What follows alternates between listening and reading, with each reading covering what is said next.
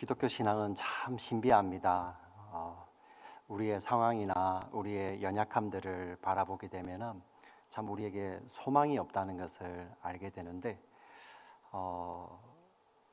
우리의 연약함, 우리의 죄짐들을 다 담당하신 주님을 바라보게 되면 또 우리가 늘 풍성한 소망 가운데 있음을 고백하게 되는 것이 기독교 신앙입니다.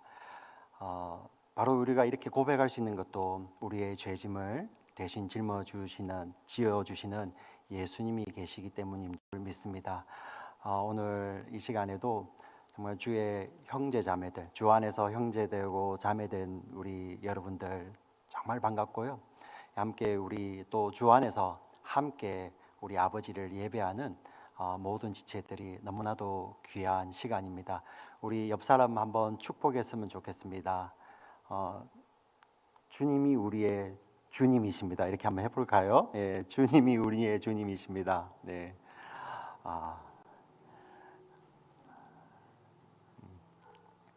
다른 누구의 주님도 아니고 바로 우리의 주님이십니다. 자, 참 이렇게 주의 이름만 불러도 이렇게 좋습니다. 우리가 이게 살아오면서 태어나서부터 지금에 이르기까지 우리는 무수한 만남이 있었습니다. 잠시 스쳐가는 그런 짧은 만남들도 무수히 많은 그런 만남들이 있었고요. 우리 인생에 깊은 의미를 주는 그런 만남들도 있었습니다. 우리가 태어났을 때 우리는 어머니와 아버지하고 만나게 됩니다. 그리고 자라면서 친구들을 만나게 되고요. 그리고 이제 사랑하는 또 이제 연애를 하는 사람들도 만나게 되고, 사랑하여서 결혼하는 또 배우자가 있습니다. 그리고 그 결혼 관계 안에서 또 자녀들을 이렇게 낳게 되죠.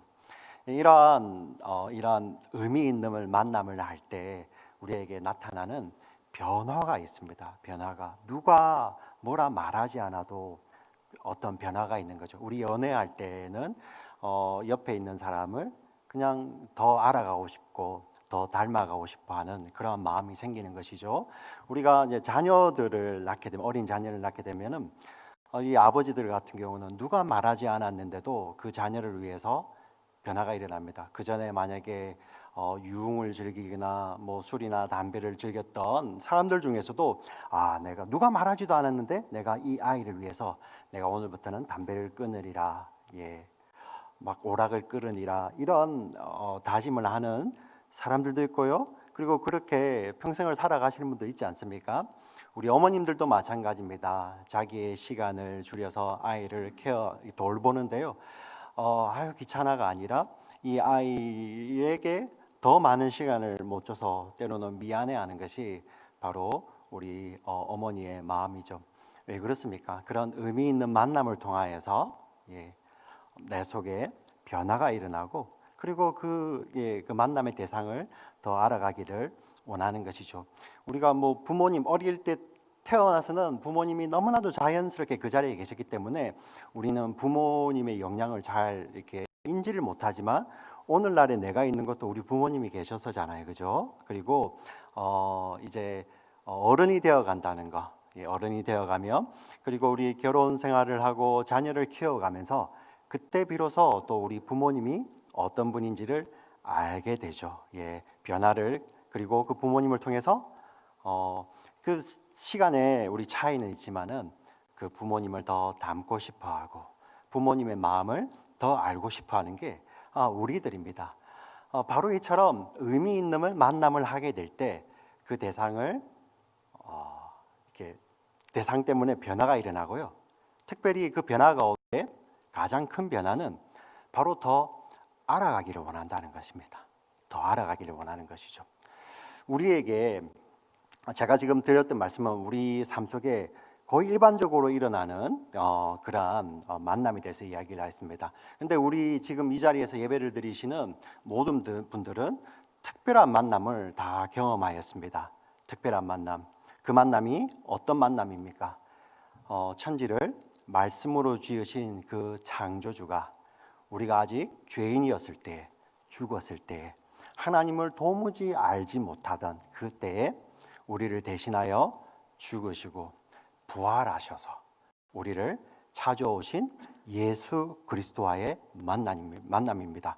우리를 지으신 피조물이 우리를 지으신 창조주와의 만남과 동시에 우리를 영죽을 죄에서 구원하신 구원주와의 만남입니다. 자, 그 만남 이후에 우리의 삶에는 변화가 있습니다. 아까 말씀드렸다시피 어떤 사람들은 예수님을 만나고 나서부터 그 삶에 보이는 변화들도 많이 일어나는 것이죠. 누가 이야기하지 않아도, 누가 그렇게 하세요 이렇게 강요하지 않아도 그 삶 속에 어떤 사람들은 자연스럽게 그러한 변화들이 일어납니다. 근데 그 변화 중에서 가장 큰 변화는 뭐냐면 바로 그 예수님을 더 알고 싶은 거예요. 그 예수님을 더 알고 그 예수님을 더 닮아가기를 원한다는 것입니다. 오늘 우리가 읽었던 사도 바울도 바로 이러한 이야기를 하고 있습니다. 우리 10절, 11절 조금 어렵게 쓰여 있지만 다시 같이 한번 읽어보겠습니다. 10절, 11절 같이 읽겠습니다. 시작. 내가 그리스도와 그 부활의 권능과 그 고난의 참여함을 알고자 하여 그의 죽으심을 본받아 어떻게 해서든지 죽은 자 가운데서 부활에 이르라 하노니. 아멘. 자, 사도 바울은 스스로 자신이 의를 이루기 위해서 무진장 노력했던 사람입니다. 유대인으로 태어나서 유대인의 율법을 지킴으로 구약 성경이죠. 그 율법을 지켜서 정말 하나님의 의에 이르기 위해서 무지하게 노력했던 사람입니다. 일평생 우리 지난주에 보았지만 그 율법이 다른 사람이 보기에는 거의 흠이 없을 정도로 그렇게 완전한 노력을 했던 자인데 창조주 앞에 딱 서보니까 그게 아무것도 아니었던 거죠. 그죠? 일평생 창조주 앞에 서보니까 일평생 자기가 헛것을 쫓아서 살다가 나 스스로 이룰 수 있다고 헛것을 쫓아 살다가 창조주를 떡 만나는 거예요. 창조주를 만나지 않았으면 몰랐겠죠. 우리가 지난주에 나눴던 말씀, 이 깨닫는 것이 지금 이 땅에서 세컨 찬스가 있을 때 깨닫게 되기를 바랍니다. 창조주 앞에 섰는데 우와, 내가 평생 쏘아놓았던 것이, 내가 어렵다고 여겼던 것이, 내가 정말 이것을 하면은 신이 기뻐할 거야 하고 열심히 살아왔는데 그게 하나님 앞에 서보니까, 창조주 앞에 서보니까 헛건 거예요. 모든 사람들이 그게 헛것인 것을 알게 됩니다. 근데 크리스찬들은 먼저 알죠. 십자가 지시고 찾아오신 예수님 앞에 설 때 이미 서는 거예요. 그래서 그 의가 자기가 쌓아놓았던 그 평생의 의가 헛것인 것을 알게 되죠. 그런데 그것을 알게 된 것도 사도 바울 자신이 예수님을 찾아간 것이 아니라 자기는 일평생 헛된 것을 쫓아서 살고 있었는데 방향도 없이 달려가고 있었는데 예수님이 그를 탁 붙잡은 거예요. 그냥 하나님이 붙잡으신 것이 아니라 자신을 위해서 십자가 지시고 죽으시고 부활하신 그 주님이 탁 붙잡으신 거예요. 그러므로 말미암아 이 바울이 정말 하나님의 의가 무엇인지를 알게 되는 것입니다. 우리가 스스로 쌓는 것이 아니라 나를 위해서 대신 죽으시고 부활하신 그 예수 그리스도의 의가 바로 하나님이 인정하시는 진정한 의라는 것을 깨닫게 되는 거죠. 자, 그것을 알고 난 후에는 이 바울이 그 마음속에 어떠한 원함이 생기는 것입니다. 그 원함이 무엇입니까? 바로 예수 그리스도를 더 알아가는 것이죠. 왜 예수님께서 죽으시고 왜 예수님께서 부활하셔서 그 예수님이 나를 잡으시는지, 그 예수님의 죽으심과 부활하심에 대해서 더 알기를 소망하는 것입니다. 이것은 바울만이 겪는 것이 아니라 저와 여러분도 마찬가지입니다. 저와 여러분도 의미 없이 일평생 헛된 것을 쫓아 살던 자들인데 우리는 예수님을 만남으로 말미암아 어떤 의미가 있습니까? 예수님만 모르는 자들은 마지막에 그 최후의 심판주 앞에 서야지 알 수 있는 그 놀라운 사실들을 우리는 예수님을 만날 때 알 수 있는 것이거든요. 자, 그것을 아는 자들은 어떻게 나에게 이런 것이 와게 됐는지, 예수님께서 우리를 꽉 붙잡아 주셨잖아요. 그 예수님께서 우리를 붙잡아 주셨기 때문에 그 붙잡아 주신 예수님에 대해서 더 알기를 소망하는 것입니다. 더 알기를. 예수님의 죽으심과 부활하심을 알기를 원하는 것이죠. 바울이 지금 그러한 원함을 우리 10절과 11절에 좀 어려운 이야기지만 나는 나를 잡아주신 예수님의 그 죽으심과 부활하심에 대해서 더 알기를 원한다 하고 지금 쓰고 있는 것입니다. 자, 예수님의 십자가 죽으심과 부활하심이 도대체 어떤 의미일까요? 바울 당시에 예수님의 죽으심, 예수님은 어디에서 죽으셨습니까? 십자가에서 죽으셨죠. 예수님께서는 십자가에서 죽으셨습니다. 그 예수님의 십자가의 죽음을 바라보는 두 가지 시선이 있었습니다. 두 가지 그 당시에 생각들이 있었어요. 예수님의 십자가의 죽음을 바라볼 때 유대인들은 이것은 하나님의 저주라고 생각을 했습니다. 하나님의 저주.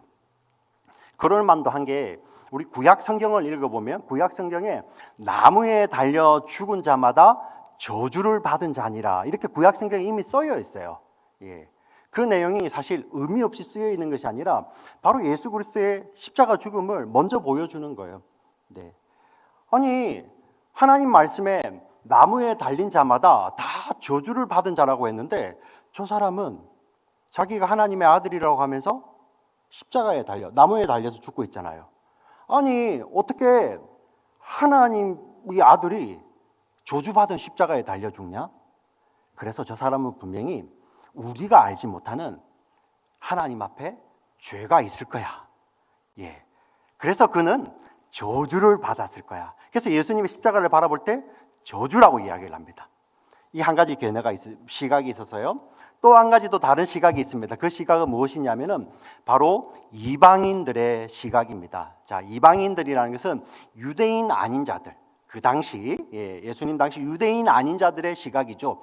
그래서 그 당시 이방인들은 거의 다가 그 당시 유대인들의 이 역사, 이 세계관에서는 거의 다 헬라인들이에요. 그래서 이 이방인들을 어떤 성경에서는 헬라인이라고 이야기하기도 하죠, 그죠? 그 이제 헬레니즘 영향을 받은 로마나 그리스 사람들만을 말하는 것이 아니라 사실 우리도 다 포함이 되는 거예요, 이방인이라는 거. 자, 이방인들은 어떻게 생각을 하냐면은 예수님이 하나님의 아들이라며. 그런데 어떻게 그가 죽을 수 있지? 그리고 자기 자신도 구원해내지 못하는 그러한 죽음을 보며 저거 정말 무능한 거 아닌가? 저 죽음? 그리고 저런 무능한 신을 믿는 것은 정말 어리석은 것 아닌가? 이 두 가지 시각이 여러분 이해가 가지 않습니까? 유대인의 시각으로는 이 예수님의 십자가는 저주의 십자가야. 그가 하나님 앞에 죄가 있기 때문에 하나님께서 그를 저주하신 거야 하고 저주의 십자가로 이야기를 합니다. 이 이방인들의 시각으로는 이건 너무 미련한 거예요. 어떻게 자기 자신도 하나 구해내지 못하는 그러한 신을 믿을 수 있어? 그건 너무 어리석은 거야. 너무 미련한 것이야. 이 시각이 있는 거죠. 맞습니다. 그들의 시각이 맞았습니다. 예수님이 죽으셨을 때. 그런데 예수님의 부활은 이 시각들을 완전히 뒤집어 엎으신 것입니다. 그것도 누가 엎으셨냐면 하나님이 그것을 엎으신 거예요. 유대인들은 예수님이 죄가 있으셔서 저주받아 죽으셨다고 생각했습니다. 맞습니다. 예수님에게는 죄가 있었어요. 근데 그분이 지으신 죄가 아니라 저와 여러분, 지금 이 자리에서 예배드리는 우리 연세 많은 어르신이나 어린아이나 할 것 없이 태어나서부터 성경은 그러죠. 우리가 모태에 어머니 뱃속에 있을 때부터 우리는 죄인이었습니다라는 그런 고백을 하잖아요. 그죠? 그 모든 죄를 다 짊어지신 예수님의 십자가에 예수님에게는 그 죄가 있었던 거예요. 근데 그 예수님은 그 죄로 말미암아 저주를 받으셨는데 그 죄는 자신이 지은 죄가 아니라 저와 여러분의 죄를 대신 짊어지신 그 죄인 것입니다. 그래서 예수님의 죽으심은 저주를 받아서 죽으신 것인데 그 예수님의 죽음 자체는 저주받아 죽어야 될 우리를 대신하여 죽으시는 의로운 죽음이죠. 예. 그리하여 유대인의 시각이론 그것은 저주의 십자가였지만 하나님은 우리의 죄를 대신 담당케 하심으로 우리를 구원하시는 구원의 십자가인 거예요. 구원의 십자가. 또 한 가지 시각이 있다고 했죠. 어리석은 어떻게 자기 자신의 생명도 하나 간수하지 못하는 저런 신을 믿는 자들이 어디 있어? 그런 어리석은 자야. 이렇게 보고 있는데요. 그 어리석음을 하나님께서는 어떻게 바꾸십니까? 네. 바로 저와 여러분을 구원하시기 위해서 당신의 독생자의 생명을 내어놓으시는 하나님의 능력인 것입니다. 그래서 유대인들에게는 어리석고 이방인들, 헬라인들에게는 미련한 것이었지만 구원을 받은 우리들에게는 하나님의 구원이고 하나님의 능력이요 하나님의 지혜인 거예요. 어떻게 이 사람을 믿어서 우리가 구원받아야 하는데 하나님은 그 예수님의 죽음을 통해서 우리 모두를 구원해내시는 하나님이 택하신 하나님의 백성들 모두를 구원해내시는 하나님의 지혜인 것입니다. 여러분 할렐루야 아멘. 아멘. 예. 이걸 우리가 어떻게 안다고요? 우리가 돌을 닦아서 아니에요. 우리는 헛길로 가고 있습니다. 일평생 헛것만 쫓아 살고 있었는데 예수님이 우리를 확 잡으신 거예요. 바울이 그런 표현을 하죠. 자기가 사울이었을 때 나는 나 스스로 의를 이루려고 막 쫓아갔는데 예수님이 딱 잡아주신 거죠. 그리고 진짜 하나님의 의를 본 것입니다. 그리고 하나님의 의를 주시는 예수 그리스도의 죽음과 예수 그리스도의 부활을 더 알기를 원한다고. 그래서 10절 11절에 그렇게 쓰는 것입니다. 이것은 바울의 고백만이 아니라 우리 예수를 믿는 우리 모두의 고백입니다. 왜 이렇게 할 수 있나요? 이미 우리를 위해서 죄인 되었을 때 십자가에 죽으시고 부활하신 주님이 우리를 팍 붙잡으셨기 때문에. 그래서 우리 찬송에 이런 찬양이 있잖아요. 그죠? 예수 더 알기 원하네 크고도 넓은 은혜와 대속해 주신 사랑을 간절히 알기 원하네. 내 평생의 소원 내 평생의 소원 대속해 주신 사랑을 간절히 알기 원하네. 이러한 찬양을 우리가 드리는 거예요. 지금 사도 바울이 우리 3장 10절 11절에서 이 예수 그리스도의 대속해 주신 사랑, 죽으심과 부활을 더 알기를 원한다. 이렇게 고백하는 것입니다. 그 고백이 바로 저와 여러분 주님 만나는 그날까지 우리 속에서 이 예수님의 대속해 주신 사랑, 죽으심과 부활을 더 알기를 원하고 그 예수님께로까지 자라가기를 원하는 것이 그 마음에 주님 만나는 그날까지 우리 속에서는 끊임없이 솟아나는 것입니다. 우리 믿음으로 고백하겠습니다. 아멘, 아멘. 자, 이렇게 고백을 사도 바울이 쓰고 있는 것입니다. 자, 그러면 사람들이 이렇게 생각할 수 있잖아요. 그럼 이 사도 바울 정도 되니까 저 사람은 예수님을 한 90% 닮은 거 아닌가? 우리 여기 지금 뭐 예배당에 몇 명 안 되지만 그래도 우리 어린아이부터 우리 제일 어른까지 계시는데요. 우리 아이들에게 만약에 물어보면 누가 예수님을 제일 많이 닮은 것 같아 물어보면 뭐라고 대답을 할까 궁금합니다. 한번 대답해 보겠습니까? 네, 대답을 잘해야 됩니다. 우리가 이런 표현을 하겠죠. 야, 저 사람은 한 예수님 한 50% 닮은 것 같아. 와, 저 사람은 한 90% 닮은 것 같아. 와, 저 사람은 99% 닮아서 이제 1%만 더 닮은 것 같아. 야, 저 사람은 마이너스. 완전히 마이너스야. 반대 방향으로 가고 있어. 막 이런 생각을 할 수도 있겠죠. 네. 그래서 저 사람 정도만 되어서 예수님을 닮았으면 좋겠다 하는 생각들도 우리 속에 들 겁니다. 사도 바울에게도 그렇게 이야기할 수 있겠죠. 근데 사도 바울이 그거를 단호하게 거부합니다. 단호하게. 정확한 예는 아니지만 우리의 이해를 돕기 위해서 이해를 한번 들어보겠습니다. 여러분, 우리가 예수님을 처음 믿고 났을 때 이제 처음 거듭나서 예수님을 믿는 크리스찬이 되었습니다. 그 크리스찬을 우리 건물에 한번 비유해 볼까요? 이제 기초 털을 닦고 예수님이란 털을 닦고 그 위에 1층짜리 건물을 올렸다고 이렇게 비유를 해봅시다. 이 적절한 예는 아니지만 이해를 돕기 위한 예입니다.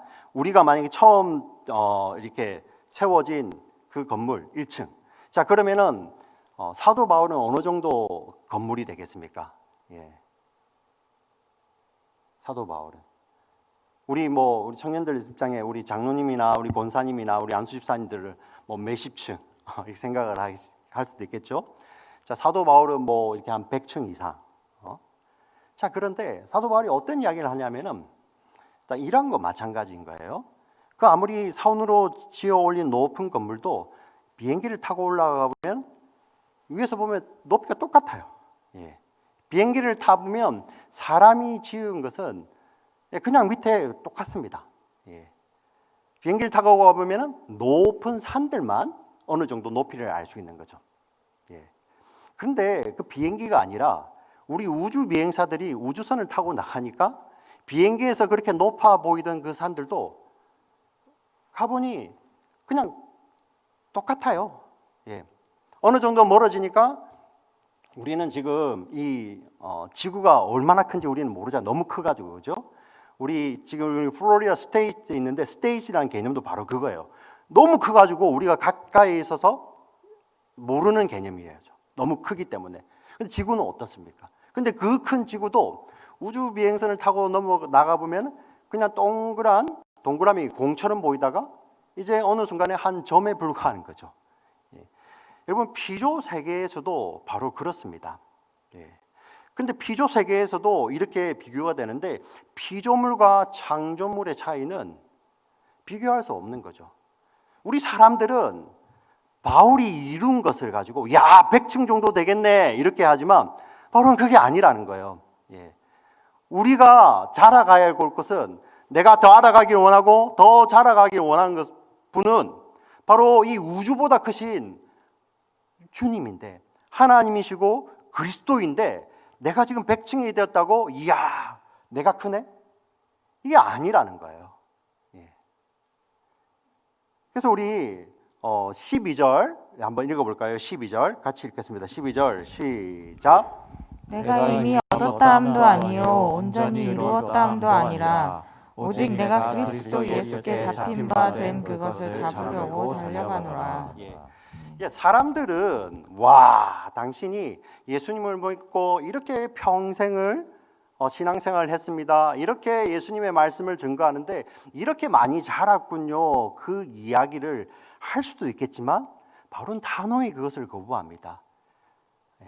내가 예수님을 믿음으로 말미암아 그 뒤에 일어났던 모든 일들이 다 헛되다는 말이 아니라 그것이 예수 그리스도라는 내가 달려가야 될 그 예수 그리스도 알아가기를 원하고 닮아가기를 원하는 그 예수에 비하면 아무것도 아니라는 거예요. 아무것도. 그러면서 나는 지금까지 내가 이룬 거 그걸 보는 게 아니라 나는 내가 닮고 싶은 그분만을 바라보며 지금 달려간다. 어떤 그 당시 사람들이 가장 잘 이해하는 스포츠에 이렇게 비유하고 있습니다. 지금처럼 우리가 스테디움에서 뛰는 그런 스포츠는 아니겠죠. 근데 그 당시 고대에도 우리 올림픽이 있었고 달리기가 있었잖아요. 그죠? 어떤 목표를 정해놓고 그 목표까지 달려가는 것입니다. 그런데 여러분 달리기를 할 때 이런 자신을 그 달리기를 하는 주자에다가 비유하는 것입니다. 어떤 사람이 달리기를 하다가 끝까지 달려가지 않고 어떤 목표물을 향해 달려가다가 한 중간쯤 딱 돌아서 가지고 내가 이만큼 멀리 왔네 이런 사람이 어디 있냐는 거죠. 여러분 올림픽 보시면서 이렇게 스타트 하잖아요. 그죠? 어떤 사람은 제일 먼저 스타트 하는 사람들이 있고 조금 느리게 하는 사람이 있는데 스타트를 잘하는 사람이 뛰다가 멈추고 돌아보면서 내 스타트가 이렇게 좋았나 하고 감탄하는 사람이 있습니까? 끝까지 가잖아요. 끝까지 갑니다. 네, 오직 그 목표를 향해서 끝까지 달릴 거죠. 네. 그 뒤에 왔던 것들은 재지 않는다는 것입니다. 지금 바울이 그런 이야기를 하고 있는 것입니다. 네. 그리고 어떤 이야기를 하냐면은 나는 이 땅에서 사는 동안에는 완주한 것이 아니라 끝까지 그 안에서 달리는 자라는 것입니다. 우리가 그 완주가 끝날 때는 언제입니까?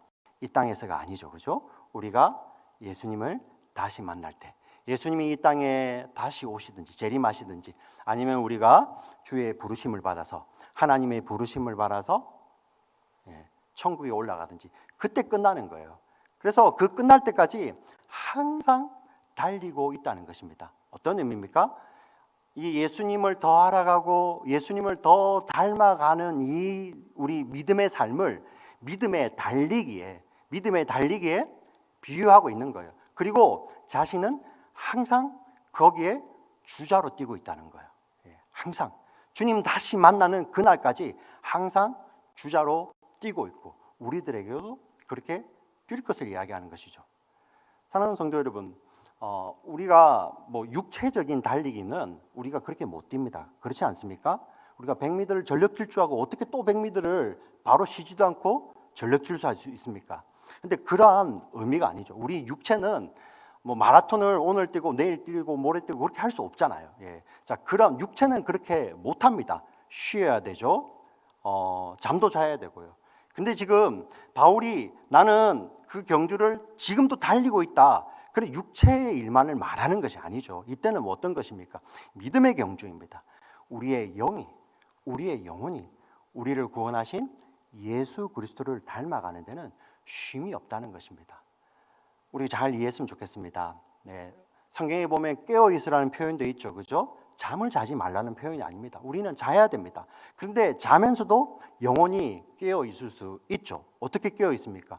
그 자는 가운데서도 주님과 깊은 교제 가운데 들어갈 수 있는 거예요. 그래서 우리가 자기 전에 기도하는 것도 바로 그거 아닙니까? 하나님, 오늘 내 영혼을 주님께 맡겨드립니다. 왜 그렇습니까? 그 잘 때 주님께서 우리를 불러 가실 수도 있잖아요. 그 불러 가실 수 있는 주님이 무엇도 못 하시겠어요? 잘 때 우리하고 교제도 하신다는 것입니다. 믿으십니까? 그래서 우리 여러분, 구약의 기자가 이렇게 고백하잖아요. 나는 믿음으로 주 얼굴 보리니 아침에 깰 때에 주 형상에 만족하리이다. 이런 고백을 할 수 있는 거예요. 우리가 잘 때 우리의 영혼을 불러 가실 수 있는 그 주님은 우리가 잘 때도 우리와 교제하실 수 있는 분이죠. 그래서 그러한 개념입니다. 육체적으로 계속 뛴다는 개념이 아니라 우리 영혼이 예수님을 향해서 계속 더 알아가기를 원하고 그분을 이렇게 더 닮아가기를 원하는 그 믿음의 여정을 우리 바울은 믿음의 달리기에 지금 비유하며 우리에게 계속 뛸 것을 이야기하고 있는 것입니다. 그게 바로 우리 오늘 13절, 14절 같이 한번 읽어보겠습니다. 13절, 14절 같이 읽겠습니다. 시작. 형제들아, 나는 아직 내가 잡은 줄로 여기지 아니하고 오직 한 일, 즉 뒤에 있는 것은 잊어버리고 앞에 있는 것을 잡으려고 표대를 향하여 그리스도 예수 안에서 하나님이 위에서 부르신 부름의 상을 위하여 달려가노라. 표대를 향하여서 중요한 것은 바로 그 표대를 향하여 지금도 달리고 있다는 것입니다.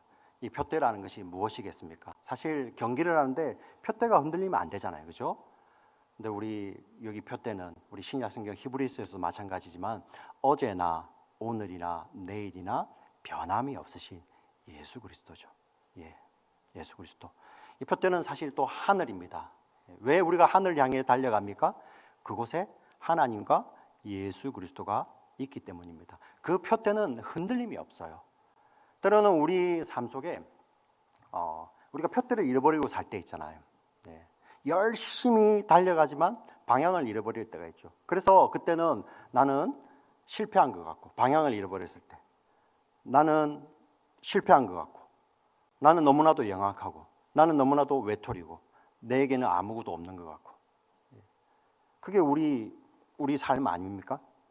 근데 그때 우리가 표대를 다시 바라보기 시작할 때, 우리를 위해서 죽으시고 부활하셔서 지금도 그 부활의 몸을 입으시고 우리를 응원하시는 그 주님을 바라볼 때, 그때는 더 이상 나는 실패한 자가 아니고 외톨이가 아니고 연약한 자가 아니라 우리의 실패와 연약함과 우리의 이 무능력함에도 불구하고 우리를 사랑하셔서 우리를 구원하신 주님의 자녀라는 것입니다. 하나님의 자녀이고 예수 그리스도의 신부라는 것을 우리가 알게 되죠. 그래서 우리가 우리 삶 속에서 내가 어디를 뛰는 것보다도 더 중요한 것, 바로 무엇입니까? 표대를 놓치지 않는 거예요. 표대를. 지금 바울이 그것에 비유하고 있는 것입니다. 나는 계속 달리는 자다. 주님 오시는 그날까지. 근데 내게 중요한 것은 내가 지금 어디를 뛰고 있느냐, 그것보다 훨씬 중요한 것. 내가 지금 멀리 오고 이거 그렇게 중요한 거 아니다. 지금 내가 그 변함이 없는 표대를 바라보고 달려가고 있냐 아니냐, 그것이 정말 중요하다는 것입니다. 지금 바울이 그런 이야기를 하고 있는 것입니다. 정리를 해볼까요? 우리가 예수를 믿게 되면, 우리가 예수를 믿는다는 것은 사실 내가 돌을 닦아서 믿는 것이 아닙니다. 나를 위해서 대신 죽으시고 부활하신 예수 그리스도가 우리를 잡아주셔야지. 나는 스스로 막 달려갔지만, 방향을 모르고 달려갔지만 어느 순간에 예수님이 우리를 확 잡으신 거예요.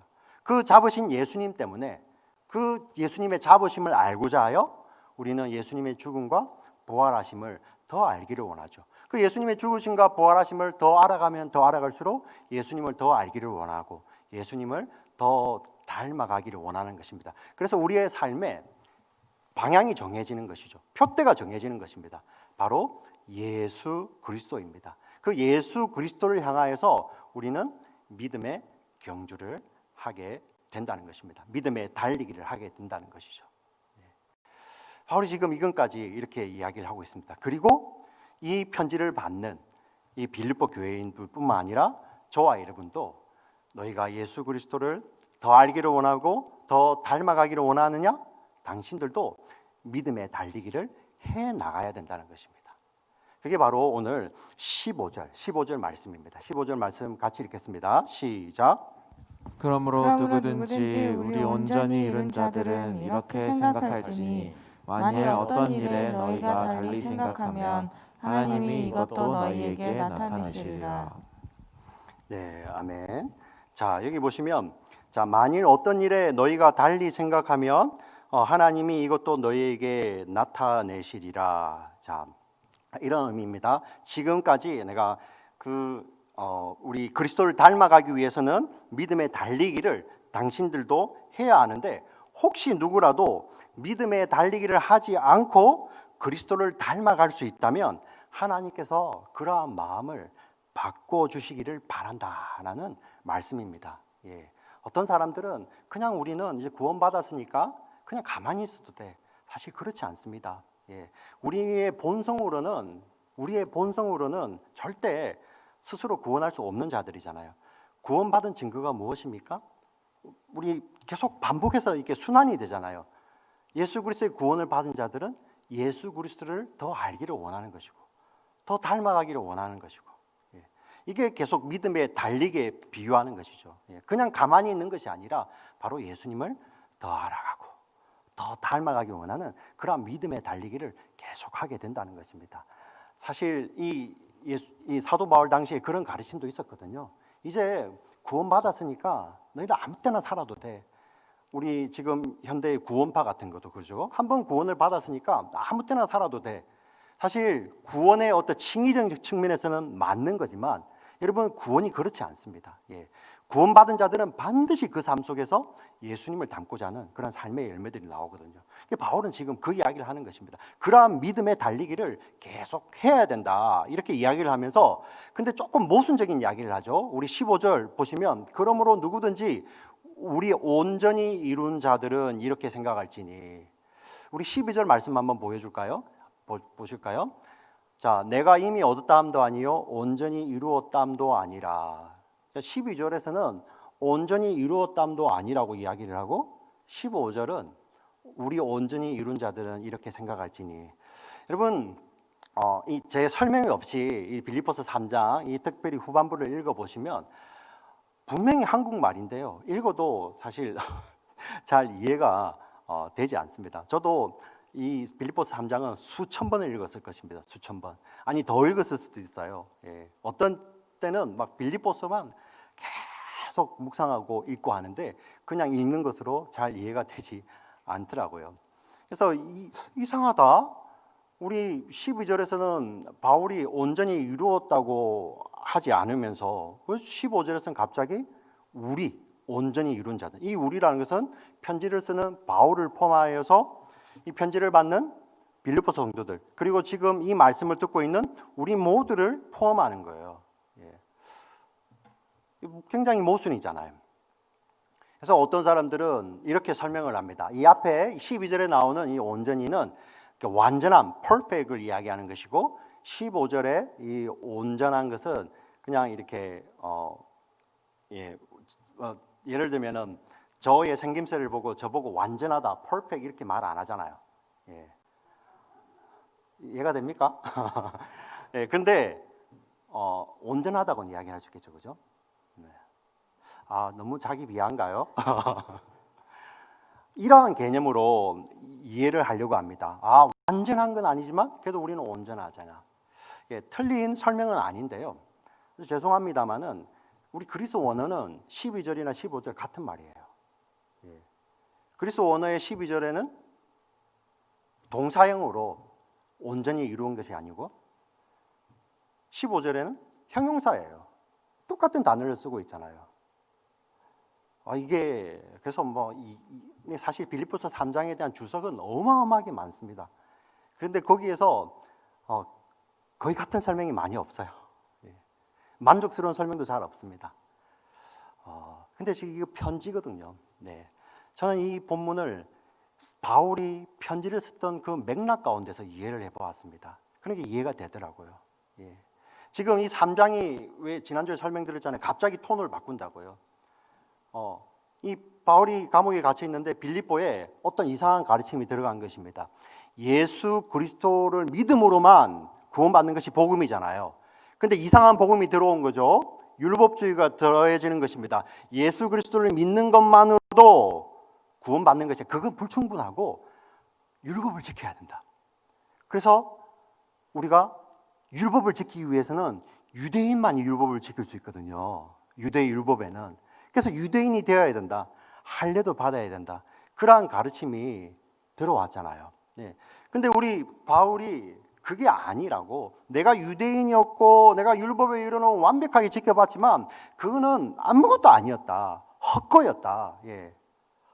헛바람 들은 거였다. 하나님을 만나보니까 내가 알겠더라 하고 이야기를 하는 것이죠. 그래서 이 그리스도만 믿는 그 복음의 완전함에 대해서 이야기를 선포했습니다.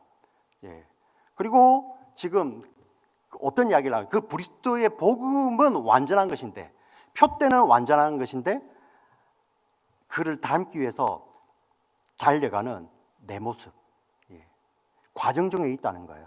그게 온전히 이루지 못했다는 것이죠. 어떤 의미냐면은 우리가 예수 그리스도를 믿음으로 말미암아 우리는 하나님의 자녀가 되죠. 100% 하나님의 자녀가 됩니다. 예, 온전한 하나님의 자녀가 되는 것이죠. 근데 하나님의 뜻은 그 믿음으로 예수 그리스도를 믿음으로 하나님의 자녀가 되는데, 하나님의 뜻은 동시에 그 믿음의 자녀들이 예수 그리스도에게까지 자라기를 원하세요. 예, 우리 반복해서 이야기했잖아요, 그죠? 로마서에도 나오고 그리스도의 장성한 분량에까지 자라기를 원하시는 것이죠. 아들을 닮기를 원하시는 것이죠. 하나님이 그 뜻을 우리 마음에 소원으로 두시고 성령을 통해서 지금도 역사하고 계시잖아요. 하나님의 뜻입니다. 우리 마음 가운데 예수님을 더 알기를 원하고 예수님을 더 닮아가기를 원하는 그 소원하는 것은 바로 하나님의 뜻이거든요. 그 하나님의 뜻 안에서 우리는 그리스도의 장성한 분량까지 자라가는 거죠. 그 자라가는 과정 중에 있기 때문에 나는 이미 얻었다함도 아니고 온전히 이루었다함도 아니라는 거예요. 그렇게 이야기를 했는데 편지를 쓰고 보니 편지를 처음 받는 사람들은 이런 마음 들지 않겠습니까? 바울도 이 정도면, 바울도 이러면 우리는 어떻게 하지? 혹시 다른 길이 있는 거 아닌가? 정말 유대인 저 사람들 가르침대로 예수님 믿는 거는 충분하지 않고 내가 다른 것도 해야 되지 않는가? 이런 생각이 들 수밖에 없잖아요, 그죠? 그렇지 않겠습니까? 그러니 다시 이야기하는 것입니다. 우리 온전히 이룬 자들, 너희들은 그리스도의 십자가의 죽으심과 부활함으로 말미암아 흔들림이 없는 하나님의 자녀들이다. 그 자녀들의 증거는 바로 그 표대를 향하여 믿음의 달리기를 하는 것이다. 지금 그 이야기를 하는 것입니다. 우리 아멘으로 받겠습니다. 아멘.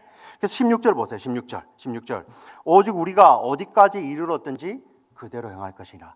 어느 자리에 있든지, 어떤 달리기를 하고 어느 상황에 있든지, 미국에 있든지 우리 이 한국에 있든지, 지금 내가 어리든지 나이가 많든지, 아프든지 건강하든지, 가난하든지 부하든지, 많이 배우든지 적게 배우든지, 지금 내가 하는 사업이 잘 되든지 안 되든지, 어디에 있든지 우리는 그대로 행할 것이 뭡니까?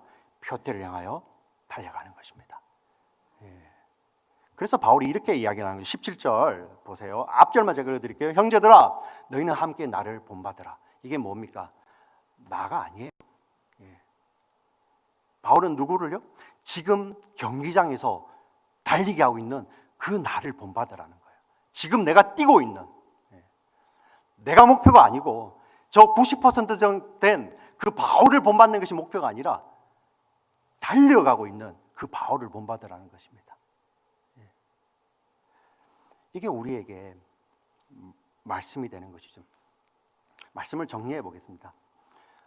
저도 믿음 생활하면서 지금도 그래요. 우리 믿음의 어른들 보면 저 힘든 가운데서도 저렇게 인내하시고 버텨내시는 그 모습 볼 때, 나도 참 이렇게 내가 저 나이에 이랬을 때 저런 믿음의 사람이면 좋겠다라는 소망이 있습니다. 소망이. 근데 우리가 살아보면 사람이 소망이 안 돼요. 그렇게 존경했던 믿음의 어른들도 흔들리더라고요. 믿음의 어른들도. 근데 동시에 또 뭐냐면은 이제 막 믿음 생활 시작하는데 그게 우리에게 도전이 되는 거예요. 우리가 어떤 사람을 목표로 잡는다면은 은혜가 안 되겠죠. 그런데 예수를 향해 뛰는 그 모습에 감동을 받는다면 은혜가 되는 거예요. 그래서요, 이렇게 매일 기도하시고 매주일 예배당 예배를 사수하시는 우리 믿음의 어른들도 이제 탈리에 처음 와가지고 정말 예수를 알지 못하는 그 청년들이 예수님을 만나가지고 주님 사랑해요 하는 그 모습을 보면서, 그 주님을 향해 뛰는 그 모습을 보면서 감동을 받고요. 기도하죠. 주님, 내게 저 순수한 믿음을 회복시켜 주시옵소서. 이렇게 기도하는 거예요. 이게 바로 나를 본받으라라는 것입니다. 내가 목표물이 아니라 같이 주님을 향해 뛰는 것. 교회가 바로 이러한 곳입니다. 교회가 함께 뛰는 것이죠. 목표를 향해서. 그 서로가 서로에게 본이 되는 것입니다. 목회자로서 가장 힘들 때가 바로 이러한 때입니다. 언제냐면은 정말 사랑하는데 능력이 없는 거예요. 정말 기도해서 저 사람이 아플 때, 저 사람이 힘들어할 때 정말 기도하면 그냥 나았으면 좋겠어요. 그게 아니란 걸 알잖아요. 그래서 하나님 앞에 씨름합니다. 하나님 앞에 씨름하게 되죠. 하나님, 이거 감당할 수 없는, 정말 나았으면 좋겠는데, 정말 회복되었으면 좋겠는데. 근데 주님이 무슨 깨달음을 주시냐면요, 내가 너에게 원하는 것은 네가 손만 대면 낫고, 네가 가서 기도해주면 그 비즈니스가 무너져 가다가 갑자기 살아나고, 그런 거 원하는 거 아니다. 예수 그리스도의 마음, 서로를 귀히 여기고 그 예수를 향해서 그렇게 정말 모든 것을 드리는 그 마음을 가지고 있을 때, 그 마음을 가지고 성도들이 하나로 연합해 있을 때, 그 마음이 모인 곳에 하나님이 당신의 능력을 나타내시는 거예요. 여러분 믿으십니까? 네. 우리는 믿음의 경주라고 하면은 자꾸만 이상한 생각을 합니다. 내가 다 하고 싶어 하죠. 내가 다 이루고 싶어 하죠. 아닙니다. 우리는 그냥 달리게 할 뿐이에요. 예수 그리스도의 마음을 품고 달리는 것입니다. 근데 거기에 하나님이 같이 하시는 거죠. 하나님의 영이 함께 하시면서 그 안에서 당신의 일을 펼쳐가십니다. 우리는 그래서 그것은 주님께 맡겨드리고 뒤를 돌아보는 것이 아니라 함께 어깨를 걸고 주님을 향하여, 표대를 향하여 같이 달려가는 것입니다. 사랑하는 우리 지체 여러분, 오늘도 이 말씀 정말 어떤 다른 말씀에서 나오는 것이 아니라 우리 안에 있는 그리스도의 마음을 가진 자들만이 보이는 말씀입니다. 우리가 어떻게 그 하나님께까지 도달할 수 있겠습니까? 우리 힘으로는 불가능하잖아요. 그러나 어떻게 시작합니까? 나를 위해서 십자가 지시고 죽으셨던 그 주님이 확 붙들어 주셨기 때문에 우리는 믿음의 여정을 시작하죠. 바울의 고백처럼 주님께서 붙잡아 주신 그것을 나도 붙잡으려고 달려가는 것입니다. 그 믿음의 달리기를 하는데 우리는 내가 지금 이룬 것을 보는 것이 아니라 표대를 향하여 우리는 그저 달려갈 뿐입니다. 그 믿음의 달리기를 해나갈 때 주님은 그 믿음의 달리기를 기뻐 받으시고 우리가 주님 다시 만날 때 잘했다, 착하고 충성된 종이라고 이야기해 주시는 것입니다. 이것을 믿음으로 고백하시는 저와 여러분 되시기를 주의 이름으로 간절히 축원합니다. 아멘. 살아계신 하나님 아버지, 감사합니다.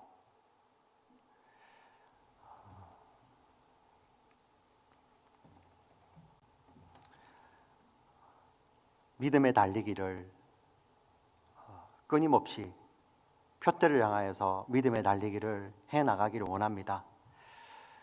우리의 소원입니다. 그러나 하나님, 그 우리의 소원마저도 우리 힘으로 품을 수 없고 우리의 힘으로 이룰 수 없음을 고백합니다. 우리에게 이런 소원이 주어진 것도 주님이 나를 먼저 붙잡아 주셨기 때문임을 믿음으로 고백합니다. 그리고 우리가 믿음의 달리기를 계속 할 수 있는 것도 주님이 지금도 우리를 붙들어 주시기 때문임을 믿음으로 고백합니다. 주님께 붙잡힌 나, 그리고 주님께 붙잡힌 우리들은 주님 오시는 그날까지 주님을 향하여서 믿음의 경주를 해나가는 저희들 되게 하여 주시옵소서. 우리가 믿음의 경주를 펼치는 이 세상에는 정말 우리 힘으로 감당할 수 없는 너무나도 큰 어려움들이 있습니다. 육신의 연약함도 있고요. 때로는 우리 먹고 사는 것을 걱정해야 될 시기도 있고요. 때로는 이제 내가 졸업하고 뭘 하지 그렇게 고민해야 될 시기도 있습니다. 우리 사랑하는 자녀들 이렇게 키우지만 그 자녀들 하나도 책임질 수 없는 것이 우리 인간임을 하나님 앞에 고백합니다. 근데 우리 인간들이 감히 하나님 앞에 우리가 믿음의 경주를, 믿음의 달리기를 할 수 있다고 고백하는 것은 이런 감히 우리가 하나님 앞에 이렇게 고백할 수 있는 것은 바로 이런 우리를 주님께서 먼저 잡아주셨기 때문입니다. 일평생 헛것을 쫓아서 스스로 이룬 것을 가지고 자랑을 삼으려고 노력하던 이 헛된 것을 쫓아가던 우리를 주님이 잡아주셨습니다. 그것도 십자가 지시고 우리를 잡아주셨습니다. 그 주님의 죽음을 알기 때문에 우리는 주님의 부활에 이르기까지 끝까지 우리는 이 경주를 할 것입니다. 이 달리기를 할 것입니다. 하나님 우리를 지켜주시옵소서. 연약한 우리를 지켜주시옵소서. 우리의 육신의 힘으로는 감당할 수 없는 우리를 주님 지켜주시옵소서. 하나님 우리 공동체를 지켜주시옵소서. 믿음의 달리기를 해나가는데 우리 힘으로는 때로는 숨이 가쁘고 우리 힘으로는 너무나도 힘들어서 주저앉고 싶으려고 할 때가 참 많음을 고백합니다. 그때 하나님 믿음의 눈을 우리로 열게 하셔서 믿음의 표대에 대시고 어제나 오늘이나 내일이나 변함이 없으신 예수 그리스도를 바라보며 믿음의 달리기를 끝까지 해나갈 수 있도록 주여 우리를 붙잡아 주시고 은혜를 주시옵소서. 하나님 오늘도 하나님 삶의 자리에서 정말 숨이 턱 막히고 어떻게 이런 일이 나에게 라는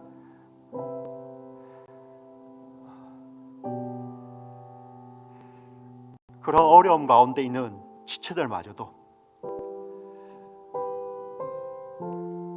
우리 하나님께서 붙들어 주실 줄 믿습니다. 내가 붙든 것이 아니라 나를 위해 자신의 전부를 내어주신 주님이 우리를 붙들어 주셨기 때문임을 다시 한번 고백합니다. 이 복음을 깨닫고 삶의 그 숨이 꽉 막히는 그 자리에서도 표대를 바라보며 믿음의 달리기를 걸어갈 수 있는 우리 모두가 되게 하여 주시옵소서. 주님 감사합니다. 예수님 이름으로 기도합니다.